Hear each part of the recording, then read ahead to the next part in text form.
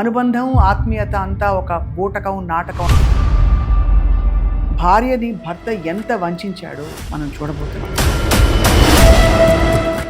డబ్బుల పిచ్చితో కట్టుకున్న భార్య ప్రాణాలు తీశాడో భర్త. ఈ దారుణ ఘటన ఖమ్మం జిల్లా తిరుమలాయపాలెం మండలం కేంద్రంలో చోటు చేసుకుంది. గత కొంతకాలంగా వీరి మధ్య ఆర్థిక గొడవలు జరుగుతున్నట్లు తెలుస్తోంది.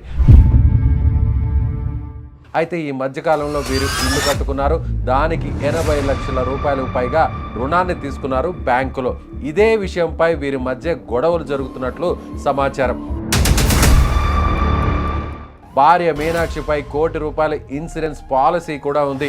ఆమె చనిపోతే ఇన్సూరెన్స్ క్లెయిమ్ ద్వారా వచ్చే ₹1 కోటితో అప్పులు తీర్చుకోవచ్చనే దురాశ శివాజీకి కలిగింది. భార్యను చంపి తనే ఉరి వేసుకుందంటూ బంధువులకు నమ్మించే ప్రయత్నం చేశాడు శివాజీ.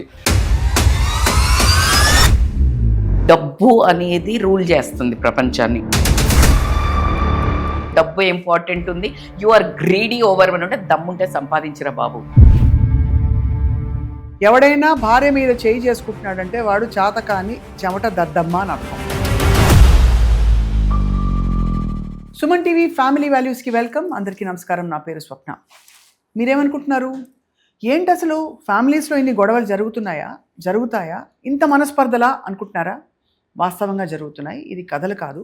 ఇవాళ చూడబోయే విషయం అయితే అందరినీ అంటే ఒక విధమైన షాక్కి గురి చేసే విషయం. ఎందుకంటే అనుబంధం ఆత్మీయత అంతా ఒక బూటకం నాటకం అని పాటలు పాడడం కాదు. అక్షరాల ఈ సంఘటన చూస్తే అర్థమవుతుంది ఒక భార్యని భర్త ఎంత వంచాడో మనం చూడబోతున్నాం. అది చూసే లోపు కోర్స్ ఇవాళ మన స్పెషల్ ఎక్స్పర్ట్ అంటే ఇటువంటి సంఘటనలని మనం ఎలా అర్థం చేసుకోవాలి, మనం ఎలా ఉలిక్కి పడకుండా ఇంకా ఫ్యామిలీ వాల్యూస్ మీద నమ్మకంతో మళ్ళీ బిల్డ్ చేసే విధంగా ముందుకెళ్ళాలి చెప్పడానికి మన life transformational coach and motivational speaker, ముఖ్యంగా రిలేషన్షిప్స్ విషయంలో చాలా స్పెషలైజ్ చేస్తూ ఎంతోమందికి గైడెన్స్ ఇస్తూ వచ్చిన రజిత మైనంపల్లి గారు ఉన్నారు. వారికి వెల్కమ్ చెప్దాం. రజిత గారు, హలో అండి. హాయ్ అండి స్వప్న. ఇవాళ చూడబోయే కథ కూడా రజిత మీరు ఫ్రాంక్లీ మీరు కూడా చూసుంటారండి న్యూస్లో. ఒక్కసారి వ్యూవర్స్తో కలిసి మళ్ళీ మనం చూద్దాం, గుర్తు చేసుకుందాం ఈ ఘోరాన్ని. రైట్.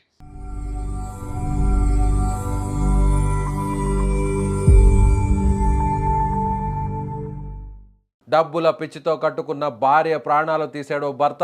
ఈ దారుణ ఘటన ఖమ్మం జిల్లా తిరుమలాయపాలెం మండలం కేంద్రంలో చోటు చేసుకుంది. తిరుమలాయపాలెం మండలం గోల్తండాకు చెందిన శివాజీ మీనాక్షికి 14 ఏళ్ల కిందట పెళ్ళైంది. వీరు ప్రేమించి మరీ వివాహం చేసుకున్నారు. వీరికి 2 కుమారులు కూడా ఉన్నారు. తిరుమలాయపాలెం మండలం పాతర్లపాడు స్టేజ్ సమీపంలో గోల్తండాలో వీరు కాపురం ఉంటున్నారు. అయితే గత కొంతకాలంగా వీరి మధ్య ఆర్థిక గొడవలు జరుగుతున్నట్లు తెలుస్తోంది.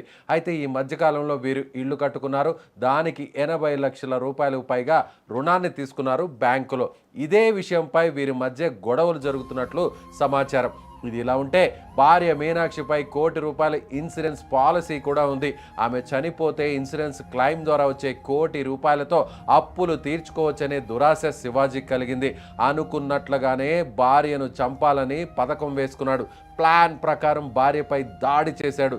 భార్యను చంపి తనే ఉరి వేసుకుందంటూ బంధువులకు నమ్మించే ప్రయత్నం చేశాడు శివాజీ. అయితే శివాజీ అబద్ధాలు చెబుతున్నాడని, ఆమె ఒంటిపై గాయాలు చూస్తుంటే తీవ్రంగా కొట్టి చంపినట్లున్నాయని కుటుంబ సభ్యులకు అనుమానం వచ్చింది. ఆరోపించడమే కాదు, గతంలో మీనాక్షిని కింద పడేసి పిడిగుద్దులతో నిందితుడు శివాజీ ఎంత దారుణంగా హింసించాడో చూపే దృశ్యాలు ఇప్పుడు బంధువులు మీడియా ముందుంచుతున్నారు. ఆ దృశ్యాలు భర్త యొక్క తీవ్రమైన శాడిజాన్ని స్పష్టం చేస్తున్నాయని వారు ఆవేదన వ్యక్తం చేస్తున్నారు. బంధువుల ఫిర్యాదుతో కేసు నమోదు చేసుకున్న పోలీసులు కేవలం ఇన్సూరెన్స్ డబ్బు కోసమే ఈ హత్య జరిగిందా, లేక శివాజీ మనసులో మరేదైనా దురుద్దేశం లేదా వివాహేతర సంబంధాలు ఉన్నాయనే కోణంలో పోలీసులు ఇప్పుడు విచారణ చేస్తున్నారు. ఇదిలా ఉంటే నిందితుడిని కఠినంగా శిక్షించాలని డిమాండ్ చేస్తున్నారు. ప్రస్తుతం శివాజీ పరారీలో ఉన్నాడు. ఇలా చూస్తూ పోతే గుండె జారిపోతుందండి రజిత గారు. ఇక్కడ మనం మాట్లాడవలసిన విషయం, భర్తకి అబ్యూజివ్ టెండెన్సీస్ ఉన్నాయని కుటుంబ సభ్యులందరికీ తెలుసు. సో మీరు చూస్తే ఒక్కసారి అంటే ఏంటండి భార్యాభర్తల బంధం క్లోజెస్ట్ బంధం అంటారు కదా రజిత గారు, ఎందుకు ఇలా కూడా అవుతున్నాయి? ఇవన్నిటిని ప్యాటర్న్స్ ఇది ఏంటంటే ఫస్ట్ ఆఫ్ ఆల్ ఒక కంటెంట్ మీద ఉండదు. ఆ మనిషి అంత వికృతంగా కొడుతున్నాడు అంటే is personality has a problem. ఒకటి ఎకనామికల్ ప్రెషర్స్లోంచి పెరిగొచ్చారా, డబ్బే ప్రధానంగా ఎలా అయినా సరే మనం ఒక స్టేజ్కి వెళ్ళాలి అనే మైండ్ సెట్. రెండోది వచ్చేసి మన గ్రీడ్ ఓవర్ లవ్. డబ్బు అనేది రూల్ చేస్తుంది ప్రపంచాన్ని. అది ఎక్కడి నుండి వస్తుంది, ఎవరి నుండి వస్తుంది అంటే మీరు కొన్ని అబ్జర్వ్ చేయండి. భార్య భర్త కలిపి అత్త మామను అంటే తన కొడుకు కూడా తల్లి తండ్రిని కొట్టి ఆస్తులు రాపించుకునే వాళ్ళని చూస్తున్నాం. So you observe the team work. మళ్ళా ఇంకొక చర్యలో ఒక ప్రేయసి వస్తే భర్త అండ్ ప్రేయసి కలిసి భార్యని చంపడం, లేకపోతే భార్యకి ప్రేయసి వస్తే మళ్ళా వీళ్ళిద్దరు కలిసి ఇంకొకరిని చంపడం. So this whole idea is choosing money are wealth. ఇది కావాలి ఎవరు ఏదో ఒక తోడు ఇంకొక టీమప్తో. సో ఇతన్ని ఇక్కడ అబ్జర్వ్ చేస్తే 80 లక్షలు తీసుకున్నారంట అప్పు. సో ఈ అప్పు తీసుకోవడం వరకు ఓకే, కానీ ఇద్దరు ఒకటైతే తీర్చుకుంటారు. ఇలాంటి బోల్డ్ మంది భార్యాభర్తలు కలిపి తీసుకుంటారు, చేస్తారు. బట్ ఈయనకి ఎక్కడో ఒక దుర్మార్గపు ఐడియా ఎక్కడైతే వచ్చింది అని అంటే 1 crore ఆమె మీద ఇన్సూరెన్స్ చేసినారు.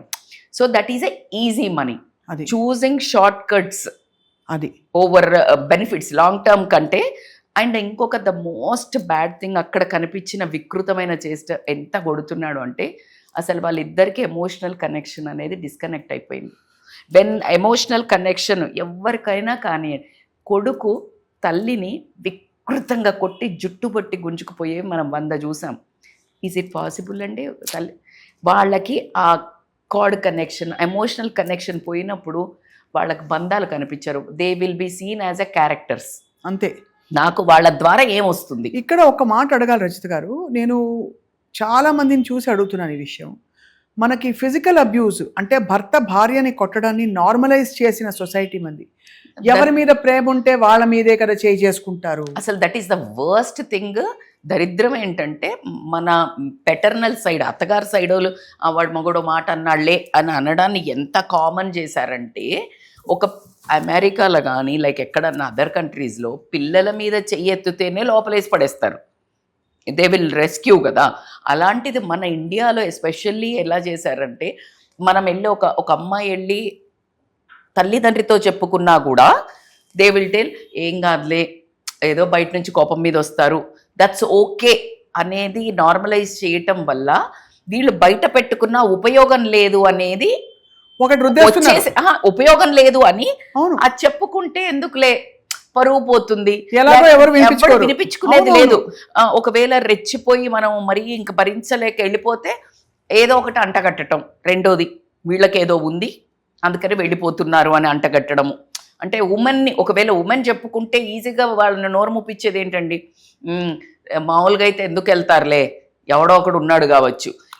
తర్వాత తల్లిదండ్రుల పెంపకం మీద అది అంతే. మళ్ళా మా దగ్గరకు వస్తే మేము మానిటరీ సపోర్ట్ చేయలేము. సో ఇలా సొసైటీ ఇంకొక వర్స్ట్ సొసైటీని ఇక్కడ నేను బెగ్ చేయదగ్గర ఏంటంటే, మీరు జడ్జిమెంట్లు ఆపండి. వదిలేసి భర్త వదిలేసో లేకపోతే భర్త కొడుతున్నాడనో వచ్చి ఒంటరిగానో తల్లిదండ్రుల దగ్గరగా ఉంటే మీరు గుచ్చి ఏం కాదులే పోవాలా, రేపు కాళ్ళు గడగడానికి భర్త ఉండాలి, లేకపోతే ఎవరేమనుకుంటారు నువ్వు పోతే మారుతాడులే, నువ్వేం మార్చుకో, ఇలాంటి బోడి సలహాలు ఇవ్వకండి. నువ్వే ఏంటి మదరింగ్ చేయడానికి వచ్చామా, భర్తను కట్టుకోవడానికి వచ్చామా, రీహాబిలిటేషన్ సెంటర్ పెట్టుకున్నారా? మీకు దండం పెడతాను ఈ సొసైటీ. మీరు మహానుభావుల్లాగా సర్దార్ పాపారాయుడు లాగా కూర్చొని ఆ మాట మాత్రం అనకండి. ఎందుకంటే ఎప్పుడైతే అసలు బయటికి వచ్చి ఇంకొక మనిషితో ఒక ఆడపిల్ల చెప్తుంది అంటే అది సర్సే ఊపర్. ఆల్రెడీ మునిగిపోయింది, తన వల్ల కాదు, గివప్ ఇచ్చింది, అందుకని వస్తుంది. ఎవ్వరు కానీ ఇంత చేస్తేనే, ఇంతొక్క చిన్న చీరనో చిన్న నగనో చిన్నగా ఏదో ఒకటి చేస్తేనే మా ఆయన తెలుసా ఇలా చేశాడు, మేము తెలుసా ఇక్కడికి వెళ్ళామని ఓవర్ యాక్షన్ చెప్పుకుంటూ చేసే బ్యాచ్ ఆడవాళ్ళు. అవును. అలాంటిది అవి దాటి కొడుతున్నాడనో తిడుతున్నాడనో చూడట్లేదు అని చెప్తున్నా అంటే మీకు నమస్కారం. అందులో ఆడవాళ్ళకి మరీ నమస్కారం. నేను ఆడదాన్నై సిగ్గు లేకుండా చెప్తున్నాను. ఎక్కడ ప్రేమ ఉంటే అక్కడ హక్కు ఉంటుంది. ఏంటి హక్కు ఎక్కడ ఉండేది? హక్కు ఉంటే అక్కడ కొడతాడు, తిడతాడు, నిన్ను కాకపోతే ఎవరిని అంటాడు. ఇలా చెప్పే ముదినాపసాన్లు ఎంతమందిని చూసామండి మనం. బాగా అన్నారు మీరు. అది లిటరల్లీ చెప్తున్నా, ఈ కాలంలో ఈ వర్డ్ని మొత్తాన్ని క్యాన్సిల్ చేయండి. అసలు ఎవరండి కొట్టడానికి? ఒక్కటండి, everyone knows in this world, ఎవరైతే ఆ ఆడవాళ్ళని తొక్కే ప్రయత్నం చేసిన జనరేషన్ ఏదైతుందో వాళ్ళకి క్లియర్గా అర్థమైన విషయం ఏంటంటే స్త్రీ శక్తి ఈస్ వెరీ పవర్ఫుల్. అవును, they can't tolerate women. When women become rebellious, అది that is what exactly seeing the world right now. అంతే. ఒక్క స్టాండ్ తీసుకుందంటే నువ్వు తలెత్తుకోలేడు, ఎవ్వరు తలెత్తుకోలేరు. సమాజానికి ఒక్కటే క్వశ్చన్ అడుగుతున్నాను, నువ్వు ఏమంటావు ఇప్పుడు? ఏంటి ఇలా మాట్లాడుతున్నారు? బరితెగించింది. దేనికి బరితెగించడం అండి? ఎవడిచ్చాడండి హక్కు? నీకు నచ్చిందా ఉండు, ఆవిడ తప్పు చేసిందా వెళ్ళగొట్టు, ఉండకు. సింపుల్, వదిలేయండి. నీకెవడకిచ్చాడు? చేయి చేసుకునే హక్కు ఎవరిచ్చాడు? నువ్వు కన్న పిల్లల మీదే లేదని మొత్తుకుంటుంటే, అవును, నీతో సమానంగా బాధ్యతను పంచుకొని భవిష్యత్తు, నీ పిల్లల భవిష్యత్తుకు ఆహర్నిశలు కష్టపడే ఒక ఆమె మీద దేనికి నువ్వు చెత్తేస్తావు? నువ్వు ఎవడివి? నువ్వు తాగొచ్చినా అంటే కొడతావు, నువ్వు వేరే వారితో తిరుగుతున్నా అంటే కొడతావు, నువ్వు తందనాలు ఆడుతున్నా అంటే కొడతావు, నీకు ఫ్రస్ట్రేషన్ వస్తే కొడతావు, నువ్వు బయటికి అక్కడెక్కడో నువ్వు తిరిగిన అమ్మాయి ఏదన్నా నిన్నంటే వచ్చి కొడతావు, నీ బాస్ అంటే వచ్చి ఎవడరా నువ్వు? నీ ఎమోషన్స్ ని బయట నువ్వు బయట, అరే బయట చాతగాని వాడు ఒక్కడే ఇంట్లో చేసుకుంటాడు. రాసుకోండి ఇది దయచేసి ప్రేక్షకులందరూ వినాలి. నో మీరు ఆ మాట మళ్ళీ, ఎవడైనా భార్య మీద చేయి చేసుకుంటున్నాడంటే వాడు చాతకాని చెమట దద్దమ్మ అని అర్థం. అంటే ఇట్ ఈస్ నాట్, నేను చెప్తలేనండి. When you don't know how to, ఎందుకు భర్తలు వదిలేయండి, తల్లి పిల్లల్ని కొడుతుంది. Do you think it's normal? No, అది కూడా తప్పు. ఆవిడ ఏం చెయ్యలేదు. బయట అందరు తిడుతున్నారు. లోయర్ ఎప్పుడు కానీ చిన్న ప్రాణిని, అంటే పెద్ద fish eats small fish, big fish always eats small fish. This powerful పెద్ద ఎవరు? హస్బెండ్ ఈమె మీద చూపిస్తాడు. ఈమె ఫ్రస్ట్రేషన్ ఎవరి మీద చూపిస్తుంది? పిల్లల మీద చూపిస్తుంది, లేకపోతే అత్తగారి మీద చూపిస్తుంది, లేకపోతే this all contagious. This is a contagious. నువ్వు చేసింది తప్పు కానప్పుడు, అంతే కదా, నువ్వు చేసింది తప్పు కానప్పుడు బయట నుండి వచ్చిన అమ్మాయిని ఆమె ఆన్సర్ చేస్తే మాత్రం తప్పు అవుతుంది. ప్రతి చోట ఆమెను బంధించారండి. ఉమెన్ ఇలా చేయకూడదు, ఉమెన్ ఇలా భార్య ఇలా చేయకూడదు. ఈ భార్య ఏం తప్పు చేసిందని చెప్పి ఇన్సూరెన్స్ డబ్బుల కోసం అతను ప్రాణం తీసేంత వరకు వెళ్ళాడంటే ఏం ఫ్యామిలీ గురించి మాట్లాడుతున్నాడు? ఐఎమ్ హానెస్ట్లీ చెప్తున్నా, I was overwhelmed by this thing. ఆ అమ్మాయి ఎంత నరకం అనుభవించింది ఆ ప్రాణం వదిలేసే ముందు. It is two disgusting. ఎవరికైనా మగవాళ్ళకి చెప్తున్నా, ఓకే మీ భార్యలతో మీకు ఇష్యూ ఉంది, ఎమోషనల్ డిస్కనెక్షన్ ఉంది, అండ్ సొసైటీలో కల్చర్ ఉంది, డబ్బు ఇంపార్టెంట్ ఉంది, యు ఆర్ గ్రీడీ ఓవర్వెల్మ్డ్ అంటే దమ్ముంటే సంపాదించరా బాబు, దమ్ముంటే సంపాదించు, మగవాడివైతే సంపాదించు. I'm extremely sorry to getting in to this nerves, I'm so sorry, but after seeing that video I'm crossing my limit to use this kind of words abusive. I'm so sorry to tell. మంచి వాళ్ళని కాదు, ఎవరైతే రెస్పెక్ట్ఫుల్గా ఉండి values ఇచ్చి లవ్కి ఇచ్చే మగవాళ్ళకి మనస్ఫూర్తిగా నేను కృతజ్ఞతలు చెప్పుకుంటూ, లేని వాళ్ళ గురించి this I'm talking to you guys. It's a high time. మీరు అనుకుంటున్నారు ఇప్పుడు అతను కొట్టాడు, చంపాడు, నేను ఉరేశానని చెప్పాను, బాగా తెలివి ఉంది, ₹1 కోటి వచ్చేస్తాయి అని అనుకుంటాడు. ఎక్కడున్నాడు? అదే కదా, పట్టుబడ్డాడు. ఎక్కడున్నాడు? ధర్మం గెలుస్తుంది. ఎన్ని మందిని చూసారు మీరు? ఇప్పుడు like we have seen hundreds of videos, ఎమ్మటే దొరుకుతున్నారు. అరే కామన్ సెన్స్ లేదా? అది యాక్చువల్లీ మీరు ధర్మం ఎప్పుడు వర్ధిల్లుతుంది, గెలుస్తుందండి. అధర్మంగా జరిగేది ఏది అది కొనసాగదు. కానీ ఇక్కడ నేర్చుకోవాల్సిన ఫ్యామిలీ వాల్యూ ఏంటంటేనండి, మనం ఎప్పుడు కలిపే బంధాలు కలపడం గురించి మాట్లాడతాం. మీరు వాళ్ళు చెప్పండి, భర్త ఏ పాయింట్స్ ఉంటే అవి రెడ్ ఫ్లాగ్స్గా చూసి గొంతెత్తి గళమెత్తి ఒక బోల్డ్ డెసిషన్ తీసుకునే ఒక ఆత్మస్థైర్యం. ఎందుకంటే అంతకుముందు కొట్టాడు, తిట్టాడు, తెలుస్తుంది. మీరు చెప్పే ఫ్యామిలీ వాల్యూస్ మాట్లాడినప్పుడు, when things are little in our hands, మన చేతుల్లో ఉన్నాయి అన్నప్పుడు ఫ్యామిలీ వాల్యూస్ గురించి మాట్లాడుకోవాలి. బట్ ఇలాంటి సంఘటనలు జరిగినప్పుడు I will purely coat it as human values. అంతే కదా. మనిషి యొక్క పరిస్థితి ఏంటి? పెళ్ళి అనేది జీవితంలో ఒక భాగం, అది జీవితం కాదు. ఈ అమ్మాయిలు ఎవరైతే ఉన్నారో ఇలా అబ్యూజివ్గా, రెడ్ ఫ్లాగ్స్ ఏంటి? ఫస్ట్ నిన్ను ప్రతిసారి కొట్టాల్సిన అవసరమే లేదు, మెంటల్ అబ్యూస్ చేస్తున్నాడు. నీ సెల్ఫ్ రెస్పెక్ట్ మీద నీకు చేత కాదు, నువ్వు పనికి రాదు, లేకపోతే నువ్వు వేస్ట్ మొహానికి నీకు డబ్బు రాదు, లేకపోతే నోరు మూసుకొని పడుండు, నీకు నేను డబ్బు పడితే పందిలాగా ఒకళ్ళు చెప్పినారు నాకు, పందిలాగా మెక్కుతుంది చూడు అంటాడంట భర్త భార్యని. రే అసలు ఏం మనుషులు ఎక్కడ బ్రతుకుతున్నారు ఇది? ఐ హ్యావ్ సీన్, నేను కౌన్సిలింగ్కి వస్తారు కదండి, అసలు ఎలా బతుకుతారండి అలా? ఇది red flags. Other than that నీ మీద చెయ్యి ఎత్తాడు, it is a high time. నువ్వు ఒక్కసారే కదా, నో, ఒక్కసారి అని నువ్వు ఆలోచించావంటే అది రెండోసారి, ఒకసారి 100వ అవుతుంది. సో చెయ్యెత్తే అధికారం ప్రపంచంలో ఎవ్వడికి లేదు. మీకు ఇష్టం ఉంటే ఉండండి, లేకపోతే విడాకులు తీసుకోండి. ఈ సొసైటీని మాత్రం రిక్వెస్ట్ చేస్తా ఇక్కడ నేను, ప్లీజ్ అలాంటి నిర్ణయం తీసుకున్న వాళ్ళని బరితగించారు వెళ్ళిపోయారని మీ బోడీ ట్యాగులు వెయ్యకుండా కాస్త కడుపులో పెట్టుకోండి. ఎందుకంటే ఆ చనిపోయిన అమ్మాయి ప్రాణాన్ని మీ యొక్క సంఘ సంస్కర్తలు, మీ వాల్యూస్, భర్త ఉండాలి, తాళుండాలి, ప్రాణమే లేదు. అమ్మాయిలకి, అమ్మాయి తల్లిదండ్రులకి విన్నపం, డెడ్ డాటర్ కంటే డివోర్స్ డాటర్ ఈజ్ 1,00,000 రెట్లు బెటర్. We welcome you.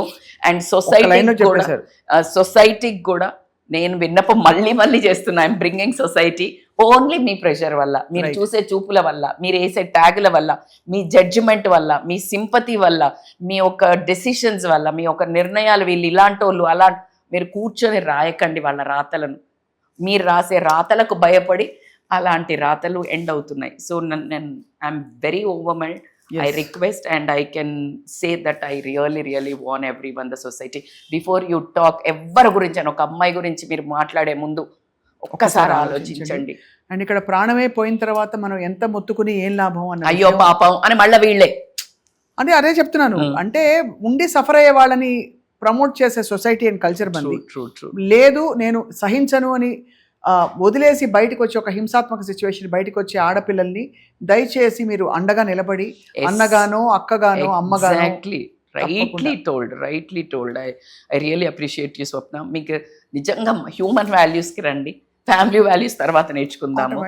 మనిషిలో 100% మనిషి అంటేనే హ్యూమన్ వాల్యూస్.